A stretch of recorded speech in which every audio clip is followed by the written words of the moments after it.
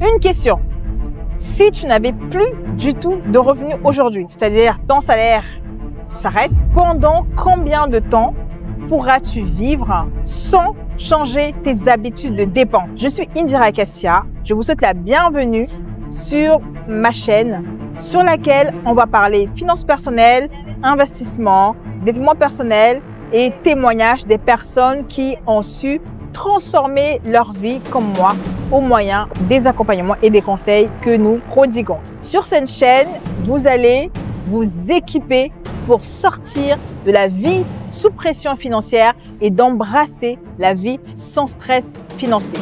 Aujourd'hui, je vais vous raconter mon histoire, une histoire qui va vous faire comprendre pourquoi je suis aujourd'hui passionnée par les finances personnelles au point d'en faire un business et un métier.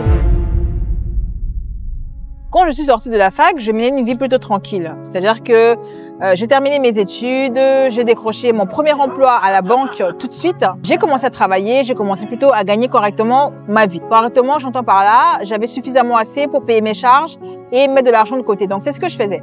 J'allais travailler, je subvenais à mes besoins, je me faisais plaisir, shopping, voyage, vacances, week-end, etc.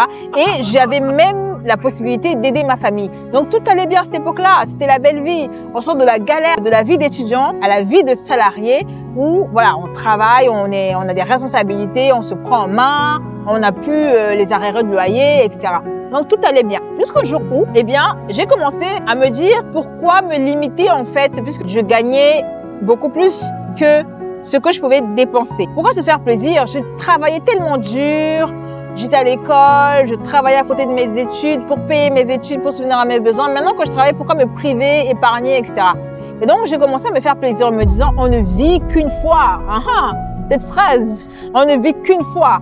Ne dit-on pas? J'ai commencé à me faire de plus en plus plaisir, à partir en vacances beaucoup plus souvent, à épargner beaucoup moins, à donner de l'argent à qui me le demandait et à qui voulait bien recevoir de mon argent. Au fur et à mesure du temps, j'ai commencé à recevoir des courriers. Je n'ai pas compris de relance, de retard, de paiement, le téléphone qui sonnait, le courrier des huissiers, la boîte à lettres a commencé à se remplir. J'ai commencé à utiliser ce qu'on appelle en France un découvert. Donc, j'utilisais de l'argent qui n'était pas à moi après avoir épuisé mon épargne.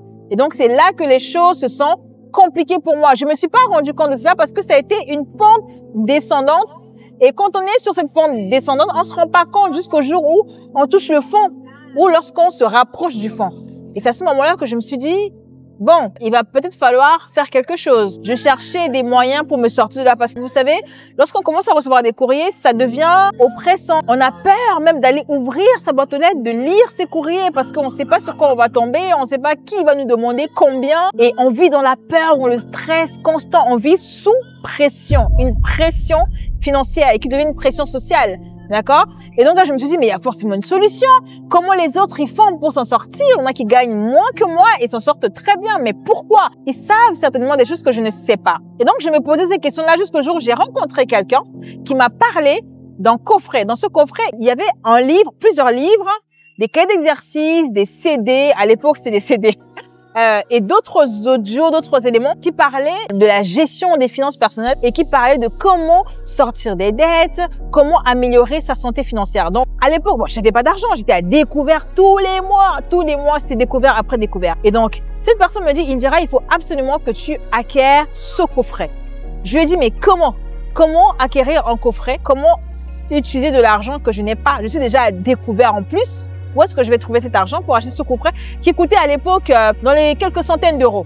À l'époque, je ne lisais pas, voire pas du tout. J'étais à découvert tous les mois et je dois en plus acheter un livre qui coûtait super cher. Donc, je lui ai dit, mais comment veux-tu que je fasse? Et là, il m'a dit, si tu veux absolument sortir de ta situation, tu vas trouver la solution. Et je sais plus, en fait, ça remonte à plusieurs années. Je ne sais plus comment j'avais fait à l'époque. J'ai réussi. Soit j'avais payé en plusieurs fois, soit j'ai dû me serrer la ceinture ou renoncer à un autre plaisir pour acquérir en fait ce coffret-là. J'ai commencé à boire, à manger littéralement chaque page du livre que j'ai trouvé dans ce coffret. Et à chaque page, à chaque morceau, à chaque bon morceau, de ce livre, je m'arrêtais pour pratiquer ce que j'avais appris. Et c'est là, en fait, que j'ai vu la transformation arriver dans mes finances et dans ma vie. Parce qu'une fois que j'ai commencé à travailler sur mes finances, eh bien, les choses ont commencé à s'arranger dans tous les autres domaines de ma vie. Même ma personnalité a changé. Même ma démarche, pour vous dire, ma démarche a changé parce que j'avais gagné en confiance. Première étape, je commençais déjà à éliminer beaucoup de dépenses superflues. Ensuite, j'ai remboursé mon découvert. J'ai commencé à rembourser mes dettes mois après mois, donc petit à petit. Et j'ai commencé à ensuite épargner. Et quand je voyais mon épargne gonfler, eh bien, ma confiance augmentait avec, mon assurance augmentait avec, et l'ordre dans les différents domaines de ma vie se faisait au fur et à mesure que mon épargne augmentait. Ce que j'ai retenu de cette expérience, c'est que lorsqu'on lit des bouquins, lorsqu'on apprend des choses, il est primordial de les pratiquer parce que la transformation ne vient que avec la pratique. La deuxième leçon que j'ai retenue, c'est que lorsqu'on est empêtré dans des problèmes financiers, il ne faut pas attendre de s'en sortir pour pouvoir investir en nous et mettre des choses en place pour s'en sortir. Une fois que le problème est passé, si on n'a rien fait de marquant, une fois qu'on revient au positif, eh bien, on a beaucoup plus de chances pour retomber dans notre travers du passé. Raison pour laquelle, vraiment, j'ai eu beaucoup de chance parce qu'à l'époque, malgré mes problèmes financiers, j'ai dû faire des sacrifices pour quand même acquérir ce coffret-là. Et comme je l'ai acquis dans la difficulté, je connaissais l'importance de ce bouquin et donc je l'ai utilisé à bon escient et ça m'a énormément profité. Et depuis, sortie de ces tourments financiers, eh bien, j'ai appris à mieux gérer mes finances et surtout à mieux gérer dans le temps long. Parce que là aussi est la deuxième difficulté, une fois qu'on a réussi à améliorer sa santé financière.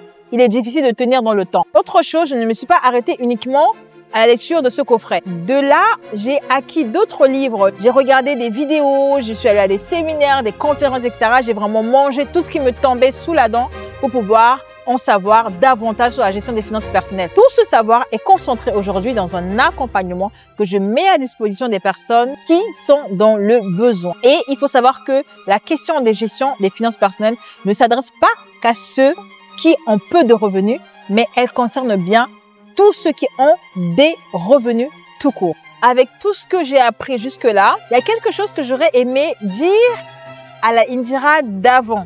Que la réussite financière ne réside pas dans combien on gagne, mais elle réside surtout dans combien on épargne. Parce qu'on ne sait justement pas, c'est vrai qu'on ne vit qu'une fois.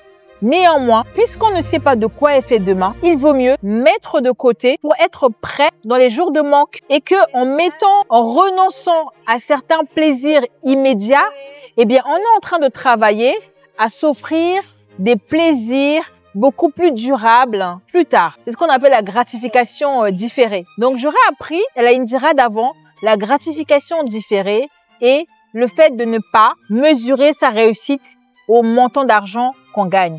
Sur ce, je vous donne rendez-vous dans une prochaine vidéo et d'ici là, prenez soin de vous et prenez soin de votre argent.